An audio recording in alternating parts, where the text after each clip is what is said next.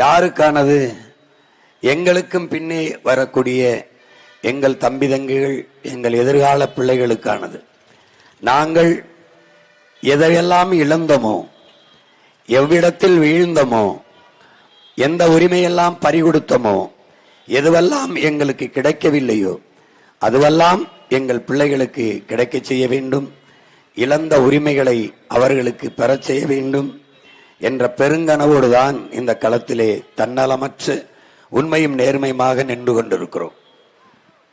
அதனால்தான் ஏற்கனவே இருக்கிற அரசியல் கட்சிகளோடு தேர்தல் உடன்பாடு இல்லாது, கூட்டணி நோட்டணி பேரம் பேசாது, தனித்து களத்திலே நிற்கிறோம். வளைந்து நெளிந்து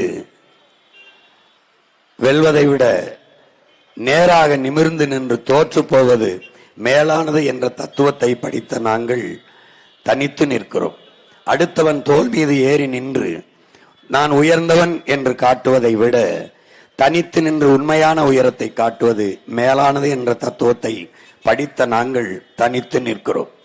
என்றாவது ஒரு நாள் தோற்கப் போகிற ஒரு கோட்பாட்டை ஏற்று அதற்காக போராடுவதை விட, அதற்காக உழைப்பதை விட, என்றாவது ஒரு நாள் வெல்லப்போகிற ஒரு கோட்பாட்டை ஏற்று அதற்காக உழைத்து தோற்று போவதை நான் மேன்மையாக கருதுகிறேன் என்று சொன்ன நம்முடைய மதிப்பிற்குரிய ஜவஹர்லால் நேரு அவர்களினுடைய தத்துவத்தை, சிந்தனையை படித்த நாங்கள் தனித்து நிற்கிறோம்.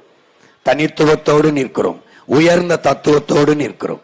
என் அன்பு சொந்தங்களே, 8 கோடி மனித இன சொந்தங்களை நம்பி மக்களோடு மக்களாக, மக்களிடமிருந்து வந்த பிள்ளைகள், மக்களுக்காகவே நிற்கிறோம்.